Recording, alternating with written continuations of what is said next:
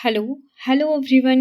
नमस्कार सभी को। आज 3 जनवरी के करंट अफेयर लेके आई हूँ मैं। तो आज का पहला क्वेश्चन है, आरबीआई द्वारा जारी रिपोर्ट के अनुसार सितंबर 2023 के अंत तक बैंकों के सकल एनपीए में कितने प्रतिशत की गिरावट आई है।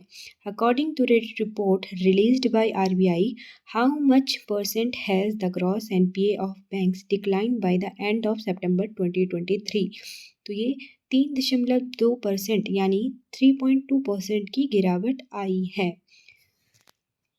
दूसरा क्वेश्चन है, किस भारतीय राज्य ने 1 जनवरी 2024 को 108 स्थानों पर एक साथ सामूहिक सूर्य नमस्कार करने का गिनीज रिकॉर्ड बनाया है। Which Indian state made the Guinness record for performing mass सूर्य नमस्कार simultaneous at 108 places on January 1st, 2024। तो ये गुजरात में है। माननीय प्रधानमंत्री नरेंद्र मोदी ने अपने चैनल पर जो है इसकी फ़ोटो भी जारी की थी, शेयर की थी उन्होंने मोढेरा के सूर्य मंदिर की। तो मोढेरा सन टेम्पल कहाँ पर है? गुजरात में है। ध्यान रखिएगा, कुछ एक चीज़ें जो हाईलाइट हो जाती हैं वो पेपर में आने की संभावना होती है।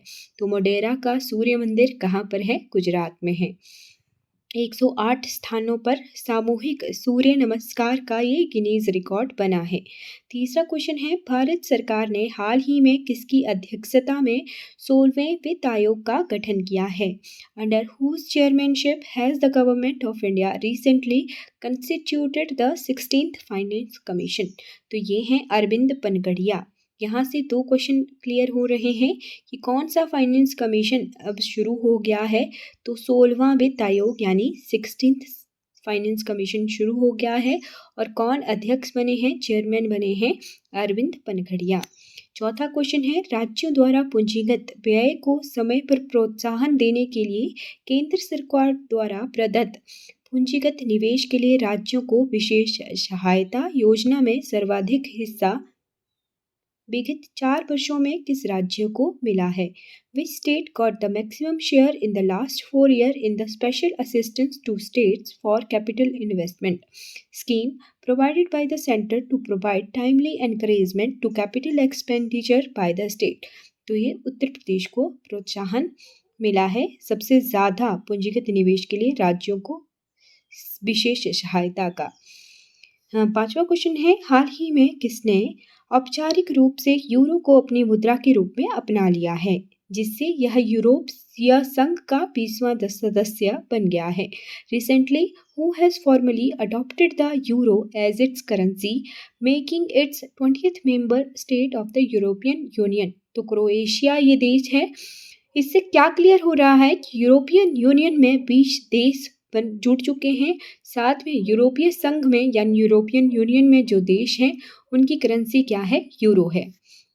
6th क्वेश्चन है, हाल ही में वंदे भारत, नमो और अमृत भारत एक्सप्रेस की सुविधा पाने वाला देश का पहला राज्य कौन सा बन गया है?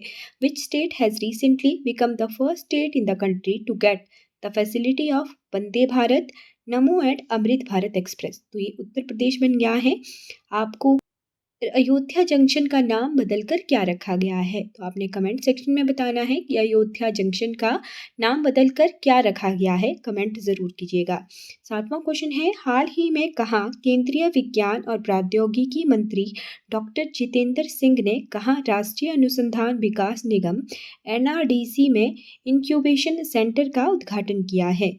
Where recently has Union Science and Technology Minister Dr. Jitendra Singh inaugurated the Incubation Center in National Research Development Corporation NRDC। तो ये नई दिल्ली में इसका उद्घाटन किया गया है। 8वां क्वेश्चन है, भारत के किस राज्य में पशुओं के लिए पहली IVF यूनिट शुरू हुई है? In which state of India has the first IVF unit for animal been started? तो ये गुजरात में शुरू हुई है। 9वां क्वेश्चन है, राज्य स्तरीय बैंकर्स समिति के अनुसार 1174.32 करोड़ के डिजिटल लेन देन के साथ कौन सा राज्य हाल ही में देश में कौन सा राज्य चौथे स्थान पर आ गया है? According to the state level bankers committee, which state has recently come to the 4th position in the country with digital transaction worth ₹1174.32 crore. तो ये उत्तर प्रदेश आ गया है। 10वां क्वेश्चन है, खेलो इंडिया यूथ गेम्स 2024 को कहाँ यानी किस स्थान पर 19 से 31 तक आयोजित किया जाएगा? Khelo India youth games 2024 will be held from 19 to 31 January. तो ये तमिलनाडु में आयोजित किए जा रहे हैं खेलो इंडिया गेम्स 2024। 11वां क्वेश्चन है, भारत ने हाल ही में किस देश में के साथ राजस्थान में संयुक्त सैन्य अभ्यास डेजर्ट साइक्लोन 2024 शुरू किया है? With which country has India recently started the joint military exercise desert cyclone 2024 in Rajasthan? तो भारत और यूएई के बीच में ये मिलिट्री एक्सरसाइज हो रही है। क्या नाम है इसका? Desert cyclone 2024। 12वां क्वेश्चन है, हाल ही में केंद्रीय मंत्री परसोत्तम रूपाला और केंद्रीय राज्य मंत्री डॉक्टर एल मुरुगन ने संयुक्त रूप से किस पोर्ट से सागर परिक्रमा के 10वें चरण की शुरुआत की है? Recently, Union Minister Purushottam Rupala and Union Minister of State Dr. L. Murugan jointly launched the 10th phase of Sagar Parikrama from which port? तो ये चेन्नई पोर्ट से शुरू हो गई है 10वें चरण की सागर परिक्रमा। 13वां क्वेश्चन है, हाल ही में किस राज्य सरकार ने SC, ST और OBC के लिए राज्य की वृद्धावस्था पेंशन की आयु सीमा 60 वर्ष से घटाकर 50 वर्ष कर दी है? Recently, which state government has reduced the age limit of state old age pension from 60 year to 50 year for SC, ST and OBC? तो ये झारखंड के द्वारा आयु सीमा घटा दी गई है। 14वां क्वेश्चन है, हाल ही में किसे Hyundai Motors इंडिया ने अपनी नई ब्रांड एम्बेसडर नियुक्त किया है?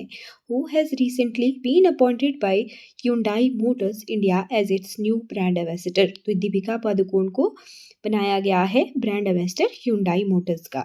आज का 15वां और अंतिम क्वेश्चन है, ब्लूमबर्ग बिलियनियर्स इंडेक्स ने के अनुसार 100 अरब डॉलर की संपत्ति वाली पहली महिला कौन बन गई हैं?